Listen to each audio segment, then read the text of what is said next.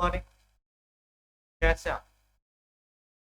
उम्मीद है आप लोग अच्छे होंगे और आप सभी लोगों की पढ़ाई जो है जैसे चल रही होगी। आप सभी लोगों का एक बार फिर से स्वागत है आपके अपने YouTube परिवार। जैसा कि आप लोगों को पता है कि हम लोग इस सेशन में NCERT chapter wise science series को डिस्कस कर रहे हैं। उसी कड़ी में आज हमारा एक नया टॉपिक जो है उसको हम लेकर आपके पास फिर से हाजिर हो चुके हैं। अगर आप इस चैनल पर नए हैं तो आप इस चैनल को सब्सक्राइब जरूर कर दीजिएगा। साथ ही साथ अगर आपको वीडियो पसंद आ रहा है तो आप वीडियो को लाइक करेंगे, साथ ही साथ दोस्तों के साथ शेयर भी हम लोग। आइए आज के सेशन की शुरुआत करते हैं। देखते हैं आज का हमारा जो टॉपिक है वो कौन सा है और इससे किस प्रकार के प्रश्न। आज का जो हमारा टॉपिक है कोल एंड पेट्रोलियम, ठीक है। कोल और पेट्रोलियम ये हमारा आज का टॉपिक है। इससे प्रश्न आता है कि पेट्रोलियम किसका मिश्रण है। कोल में साथ रॉक से, चट्टान से कई प्रकार के प्रश्न बनते हैं कि कोयला किस चट्टान का उदाहरण है, ठीक है। ये सब प्रश्न आपके एग्जाम में बनता।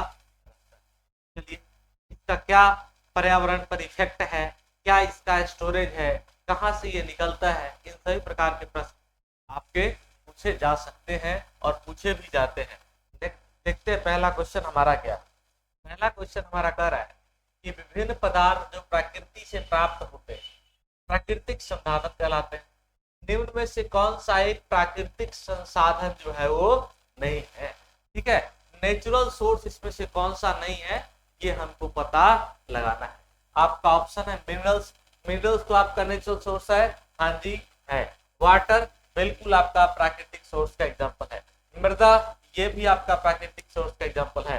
लेकिन देखो ये प्लास्टिक ये नहीं हो जाएगा। प्लास्टिक जो है हमारा ये आर्टिफिशियल सोर्स है, ये हमको कृत्रिम तरीके से बनाना पड़ता है, तो ये हमारा कृत्रिम संसाधन हो गया।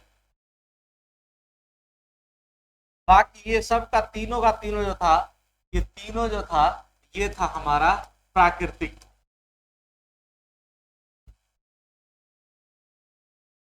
यही हमको यहाँ से पता। अब प्लास्टिक के बारे में एक चीज याद रखिएगा कि किस चीज का बहुलक है, ये सभी लोगों को पता है। साथ ही साथ आप ये याद रखें कि प्लास्टिक में हम क्या मिलाएं कि उसमें क्या होता है, कठोरता बढ़ जाती है। तो याद रखना प्लास्टिक में अगर हम लोग क्या मिलाते हैं, सल्फर मिलाते हैं तो क्या बढ़ जाती है, कठोरता उसकी। साथ ही साथ ये जो प्लास्टिक है ये हमारा नॉन बायोडिग्रेडेबल होता है, यानी इसको हम लोग अजैविक घटक की श्रेणी में रखते हैं। नॉन डिकम्पोजेबल होता है, यानी इसका जो एक बार अगर आपने प्रोडक्ट तैयार कर लिया तो उसको अगर हम किसी भी प्रोसेस के द्वारा इसको खत्म करना बहुत ही ज्यादा, डिकम्पोज करना बहुत ही ज्यादा मुश्किल हो जाता है। क्लियर है मेरी बात?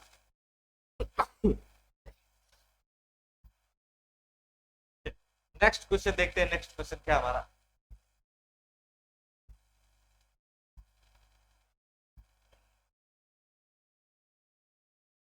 वायु एक प्राकृतिक संसाधन और मानवीय गतिविधियों में यह समाप्त नहीं होता। यह अक्षय प्राकृतिक के रूप में जाना जाता है। निम्न में से कौन सा एक अन्य अक्षय प्राकृतिक संसाधन, ठीक है। अक्षय प्राकृतिक संसाधन कहने का मतलब क्या होता है, इसको समझिए। इस चीज को आप समझेंगे आपका सारा क्वेश्चन जो है ये आपका बन गया। अक्षय प्राकृतिक संसाधन, ये तीन वर्ड हमने टिक किया है, राउंड किया है, इसको समझिए। उसके बाद जाके आएगी और हम लोग बढ़े। अक्षय का मतलब हो गया न खत्म होने, ठीक है, जो कभी न खत्म हो सके, ठीक है, उसको हम लोग अक्षय बोले। उसके बाद आपका हो गया प्राकृतिक, यानी जो कि हमको नेचुरल रूप से प्रकृति के द्वारा प्राप्त होता है संसाधन स्रोत। अक्षय प्राकृतिक संसाधन का मतलब हो गया कि एक ऐसा नेचुरल रिसोर्सेस जो कि कभी खत्म नहीं होगा या फिर इतना सफिशिएंट अमाउंट में मौजूद होता है उसका हम पूरी तरीके से यूज नहीं कर पाते। जैसे मान लो सन का लाइट, सनलाइट जो डेली आता है पृथ्वी पर 99 पॉइंट समथिंग पार्ट तो ओजोन लेयर ही अब्जॉर्ब कर लेता है। बचा हुआ कुछ परसेंट पार्ट ही हमको पृथ्वी पर मिलता है, और उसी से देखो अभी कितनी तबाही मची हुई है गर्मी के दिन बची हुई ना। अब मान लो यही 100% अगर इस पृथ्वी पर वो सनलाइट आ जाता, तो सनलाइट में जो अल्ट्रावायलेट रेज है आके यहाँ के जीवन प्राणियों को तहस नहस करने का काम करते। ठीक है, तो दो चीज हो सकता है, या तो वो कभी खत्म ना होने वाला हो, या फिर जो उसकी मात्रा है उसको हम पूरी तरीके से कंज्यूम नहीं कर पा रहे। ठीक है, वो हमारे लिए क्या है, एक्सेस है, उसको हम लोग अक्षय का नाम। तो आइए देखते हैं, कोयला, कोयला क्या खत्म नहीं होगा? हाँ जी, ये खत्म हो जाएगा। पेट्रोलियम ये भी खत्म हो जाएगा। सनलाइट, देखिए सनलाइट आपके ऑप्शन में भी आ गया है, और सूरज का प्रकाश जो हो जाएगा आपका सही, और सही आपके आंसर। क्लियर है बात यहां तक आप लोगों को? आते हैं अगले क्वेश्चन में। अगला क्वेश्चन क्या है हमारा, निम्न में से कौन सा समाप्त होने वाले प्राकृतिक संसाधनों का एक युग? बताना है आपको कि कौन सा ऐसा हमारा समाप्त होने वाला प्राकृतिक संसाधनों का एक युग आपको दिखाई पड़ता है। बताइए तो आंसर क्या होगा?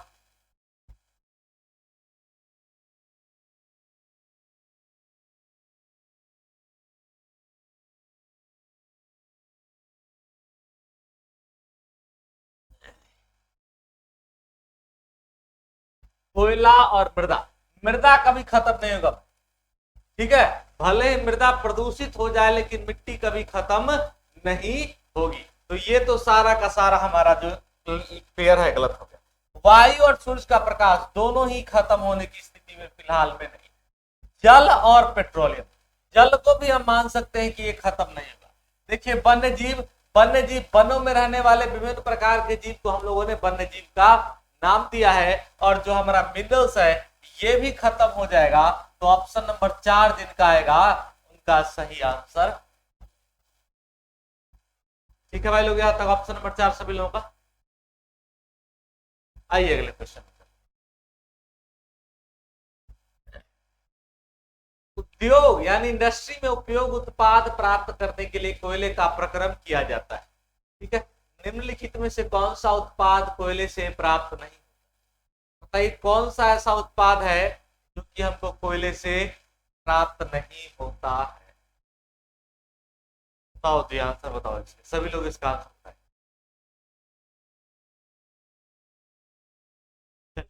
आंसर सबसे पहले क्या कोक कोयले से प्राप्त होता है? आप बोलोगे सर बिल्कुल प्राप्त होता है। कोल गैस बिल्कुल प्राप्त होता है। ठीक है, कोल तार ये भी आपको कोयले से प्राप्त होता है। लेकिन सीएनजी है जिसको हम लोग कंप्रेस्ड नेचुरल गैस के नाम से जानते हैं, ये हमारा गैस से प्राप्त होता है। गैस को एक विभिन्न विभिन्न दाब पर, एक निश्चित ताप और दाब पर उसको क्या किया जाता है, कंप्रेस किया जाता है, और इसका उपयोग हम लोग ईंधन के रूप में करते हैं। सीएनजी कहलाता है, कंप्रेस्ड नेचुरल गैस, और ये हमें गैस से प्राप्त होता है, ना कि कोयले से प्राप्त होता है। तो ऑप्शन नंबर 4 सभी लोगों का जो होगा वो सही आंसर। अगले क्वेश्चन की कड़ी में हम लोग आ जाए। क्वेश्चन क्या कर रहा है देखिए, समाप्त होने वाले प्राकृतिक स्रोत है। बताइए, एग्जॉस्टिबल नेचुरल रिसोर्सेस आर, इसमें से कौन सा ऐसा है जो कि समाप्त हो जाएगा? बताएंगे आंसर सभी लोग। क्वेश्चन नंबर हमारा 5।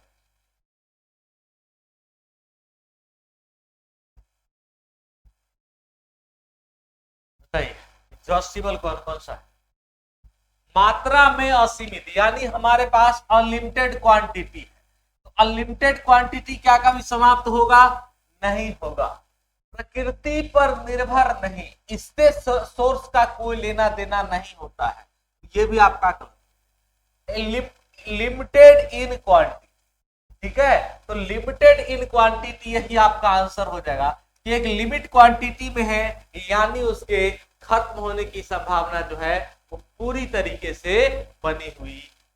ऑप्शन नंबर सभी लोगों ने क्या लगा दिया होगा? 3 लगा दिया होगा, और जिनका भी ऑप्शन नंबर 3 आ जाएगा उनका सही और सही आंसर भाई लोगों के आ जाए। क्लियर है भाई? थोड़ा सा इसमें अपना अपना दिमाग लगाएंगे, आप लोगों का आंसर जो है ना आना शुरू हो जाएगा। क्वेश्चन देखिए अगला क्या, जीवाश्म ईंधन जिनके अवशेषों से प्राप्त होता है उसको हम लोग क्या बोले? तो जीवाश्म ईंधन जो है वो किस अवशेषों से प्राप्त होता है? फॉसिल, फोसिल फ्यूल का निर्माण कैसे होता है, थोड़ा सा एक कहानी को समझिए, आपको खुद ब खुद आप इस क्वेश्चन का आंसर कर सकते हैं। देखिए फोसिल फ्यूल होता क्या, क्या होता है कि कुछ मृत जीव या फिर मृत पौधे या फिर कोई भी डेड जो हमारा सेल है, डेड ऑर्गन्स है, उसको मिट्टी के अंदर किसी कारणवश वो मिट्टी के अंदर चला जाता है। हजारों करोड़ों सालों के बाद उसका जब विघटन हो जाता है, उसके फलस्वरूप जो है वो हमारा फोसिल फ्यूल का निर्माण होता है, जीवाश्म ईंधन। जीवाश्म ईंधन कहने का मतलब हो गया कि जीव का उसमें अंश था, मरे हुए जीव का क्या था, अंश था, जो कि मिट्टी के अंदर पड़ा रहा है हजारों करोड़ों सालों के बाद उसका डिकम्पोजिशन हो गया, विघटन हो गया, विघटन के फलस्वरूप उससे ईंधन निकालता है, जिससे हम लोग जीवाश्म ईंधन का नाम दिया गया। तो मैंने क्या कहा, ये जो होगा मृत जीव होगा, मृत जीव होगा इसमें ना, जीवित जीव नहीं हो सकता है इसमें, या फिर जीवित प्लांट्स नहीं हो सकता है, निर्जीव पदार्थ नहीं होगा भैया। हमने क्या कहा था, मृत जीव। तो मृत जीव जो होगा वो पहले क्या था, सजीव था, वो पहले लिविंग था, बाद में नॉन लिविंग बनाया ना, तब तो उसको डेड घोषित किया गया है, तो निर्जीव तो हो ही नहीं रहा। केवल मृत पक्षी, ये भी नहीं होगा, मृत पक्षी से थोड़े बनता है, उसके साथ मृत जो हमारा डेड प्लांट है उससे बनता है, डेड एनिमल है उससे से भी बन सकता है, मृत कीट ये भी कहा। और ये देखिए मृत ऑर्गेनिज्म आ गया, dead remains in living organism, ठीक है। जो हमारा मृत जीव है विभिन्न प्रकार के, हमने जीव का नाम दे दिया, उसे बहुत प्रकार के जीव आते, उन सभी जीवों को मिलाकर जो हमारा डिकम्पोजिशन के परिणाम स्वरूप जो बनता है उसको हम लोग फोसिल फ्यूल यानी कि जीवाश्म ईंधन का एग्जाम्पल देते हैं। ठीक है भाई, अगला क्वेश्चन देखिए। कोयला जिसके अवशेषों से बना होता है उसको हम लोग क्या बोलते हैं, कोयला जिसके अवशेषों से बनता है उसको हम लोग क्या कहते हैं, ये क्वेश्चन भाई आपसे पूछा गया, बताइए तो इसका आंसर क्या हो जाएगा।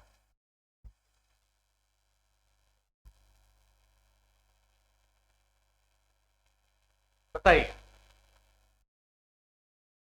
कोयला जिसके अवशेषों से बनता है उसको हम लोग किस नाम से जानते हैं।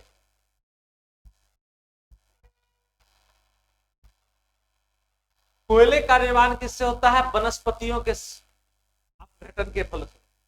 जो वनस्पति है वो मिट्टी के अंदर या फिर किसी गहराई में जाकर क्या होती है, हजारों करोड़ साल जब उनका अपघटन होता है तो उनका कोयले का निर्माण होता है। ठीक है, कोयला हमारा कौन सा चट्टान में आता है, आग्नेय की अवसादी। आप बोलोगे कोयला जो भैया ये हमारा अवसादी चट्टान,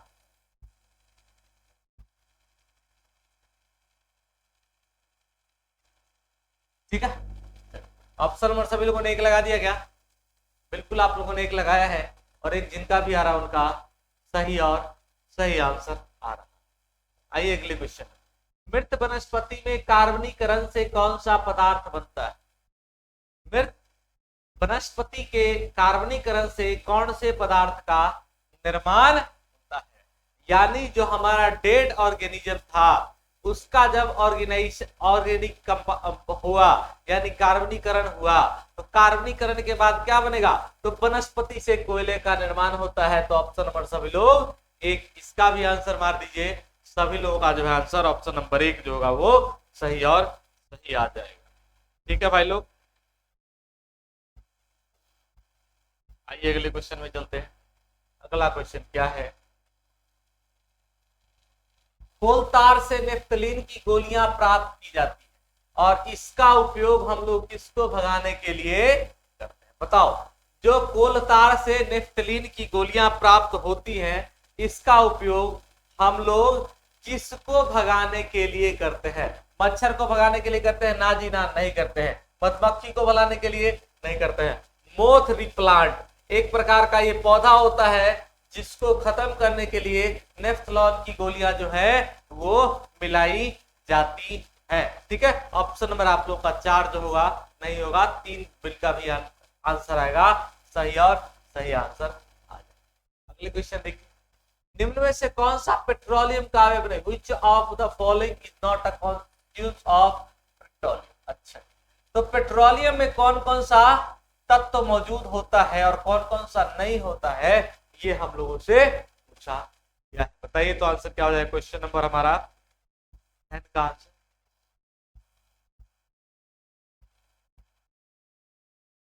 अब बहुत ही प्यारा क्वेश्चन, बताइए इसका सभी लोग आंसर।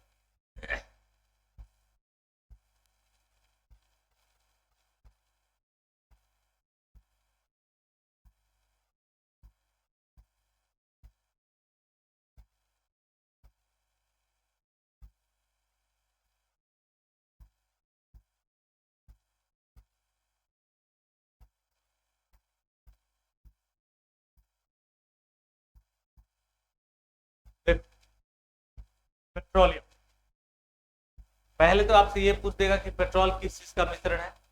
पेट्रोल एक हाइड्रोकार्बन, जो कि हाइड्रोजन प्लस कार्बन का मिश्रण, इस चीज को आप याद रखें। पेट्रोल से हल्का कौन सा चीज होता है, तो याद रखेगा पेट्रोल से जो हल्का पदार्थ होता है उसका नाम गैसोलीन, उसका नाम क्या है, गैसोलीन। ठीक है, जो जिसका प्रयोग हम लोग कहाँ करते हैं, हवाई जहाज में गैसोलीन का प्रयोग किया। क्वेश्चन हमसे पूछा कि पेट्रोल में कौन कौन सा एलिमेंट जो होता है वो नहीं होता है। तो पेट्रोल में हम लोगों को पैराफिन मोम जो है वो मिलाना पड़ता है। ठीक है, पैराफिन मोम जो है वो मिलाता है। ये वैक्स क्या करता है, इसका जो बॉइलिंग पॉइंट है इसको ये बढ़ाने का काम करता है। ठीक है, लुब्रिकेशन इसमें ऑयल है क्या, इसमें लुब्रिकेंट जो होता है ये भी आपका होगा ही होगा। पेट्रोल भी होगा लेकिन कोक नहीं होगा, कोक जो है कोयले से बनता है, यानी कोक इसमें नहीं होगा। ऑप्शन नंबर सभी लोगों ने क्या लगाया था, 4 लगाया था, और 4 जो हो जाएगा आपका सही आंसर आपके। क्लियर है भाई लोग यहाँ तक मेरी बात। आइए अगले क्वेश्चन में, अगला क्वेश्चन क्या था है, पेट्रोलियम का निर्माण उन जीवों से हुआ था जिनका आवास क्या था। बताइए पेट्रोलियम का निर्माण किस जीवों से हुआ था और उनका आवास क्या। तो पेट्रोलियम का निर्माण उन जीवों से हुआ था जिनका हैबिटेट जो था, जिनका जो आवास था, जिनका रहने का जो क्षेत्र था वो कहाँ था, समुद्र। ठीक है, पेट्रोलियम का निर्माण कहाँ से हुआ है, पेट्रोलियम जो है वो कहाँ से निकलता है, समुद्र से ज्यादातर निकलता है। तो उनका आवास भी वही था। वहीं पर क्या हुआ कि वो जमीन के अंदर दब गए, जमीन के अंदर जब दब गए तो लाखों करोड़ों साल बाद उनका अपघटन हो गया। अपघटन के बाद वो पेट्रोलियम की रूप को उन्होंने धारण कर लिया, और यानी जहां उनका आवास था वहीं पे वो क्या हो गए, एक फॉर्म से दूसरे फॉर्म में परिवर्तित हो गए। तो आंसर देखिए समुद्र कहीं दिख रहा है ऑप्शन नंबर 3 में, ऑप्शन नंबर 3 जो होगा सही और सही आंसर। ठीक है भाई, लास्ट क्वेश्चन, निम्न में से कौन सा कथन सही कथन का हम लोग को चयन करना। प्राकृतिक गैस का परिवहन पाइप द्वारा करना कठिन होता है, गलत बात है। पाइप के द्वारा ही गैसों का परिवहन आप खुले में नहीं कर सकते। ठीक है, गैस का परिवहन आप ओपन टाइप में नहीं कर सकते हो। ठीक है, गैस का परिवहन जो है अगर ओपन टाइप से होता है तो वो चारों तरफ बिखर जाएगा और उसको कलेक्ट करना आसान नहीं होगा। जैसे देखिए आपका हवा, हवा एक प्रकार का मिश्रण है, गैस है ना। अब क्या है, उसको क्या कर सकते हो, अगर आप किसी पाइप के थ्रू ले जाओगे तो आप उसका उपयोग बहुत ही तरीके से बहुत अलग अलग करते हो। जैसे आप देखते हो एक पाइप के थ्रू कंप्रेसर लगा के हम उस हवा का उपयोग करते हैं, अपनी गाड़ी में चक्के में हवा भरने के लिए करते हैं। ठीक है, बहुत ही जगह देखिए कि एयर ब्लोअर होता है, वो भी क्या करता है कि पाइप के थ्रू एयर को क्या करता है, वो एक जगह करने का काम करता है, फिर प्रेशर बढ़ा के आप अपने हिसाब से उसको उपयोग कर सकते हैं। लेकिन अगर कोई खुली हवा है, ठीक है, तो उसको आप कुछ भी नहीं कर सकते हैं। ठीक है, तो ये गलत बात था। प्राकृतिक गैस की कमी है और घरों के जलाने में इसका सीधा उपयोग नहीं करते। तो प्राकृतिक गैस की कमी है तो सही बात जानते हैं, लेकिन घर में जलाने में इसका सीधा उपयोग क्यों नहीं किया जा सकता है, यानी ये भी जो आपका स्टेटमेंट था वो गलत है। अगला देखिए, प्राकृतिक गैस को संपीड़ित प्राकृतिक गैस के रूप में अधिक दाब पर भंडारित किया जाता है और यही आपका जो कहलाता है सीएनजी कहलाता है। जो नेचुरल गैस था उसको क्या किया गया, कंप्रेस कर दिया गया अत्यधिक दाब और ताप पर, जिससे क्या हो गया कि उसका प्रेशर बढ़ गया और उस हाई प्रेशर गैस का हम लोग उपयोग विभिन्न रूपों में करते हैं। या हम लोग गाड़ी में ईंधन के रूप में भी करते हैं। ठीक है भाई लोग, यहाँ तक मेरा बात। ये था आज का हमारा लास्ट क्वेश्चन। उम्मीद है आपको ये सेशन पसंद आया होगा। अगर आपको ये सेशन पसंद आया तो आप इस वीडियो को लाइक करेंगे, साथ ही साथ आप लोग दोस्तों के बाद इसके बारे में शेयर भी। आज की क्लास में हम लोग इतना ही रखेंगे, फिर आपसे मिलेंगे कल। तब तक के लिए आप लोगों का थैंक यू, जय हिंद।